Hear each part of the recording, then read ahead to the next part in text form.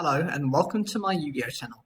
Please make sure to subscribe for more daily Yu-Gi-Oh content. Today we're looking at some new cards that are introduced within Yu-Gi-Oh Rush Duels.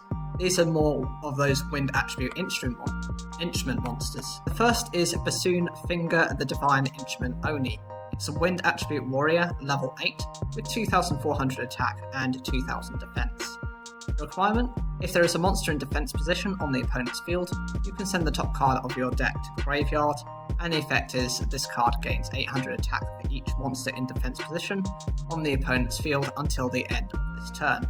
Potentially, what you could do is you could have this card go to 4800 attack, basically doubling itself, which I think would make it the strongest monster. It would actually make it stronger than the maximum monsters currently. The problem is it does rely on your opponent to have defense position monsters, and how exactly are you going to be doing any sort of battle damage outside of piercing style effects? That's if you manage to use those.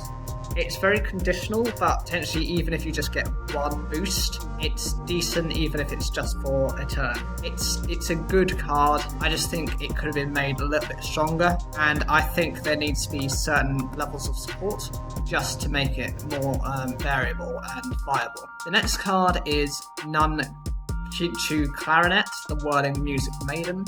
It's a wind attribute warrior type level 5 with 1600 attack and 500 defense. Its requirement is if there is a face-up monster on your opponent's side of the field. The effect is to send the top card of your deck to the graveyard. If a monster that's wind attribute warrior type was sent to the graveyard by this effect, choose one face-up monster on your opponent's side of the field, and it loses 500 attack and defense for each face-up monster that's wind attribute warrior type on your side of the field until the end of this turn.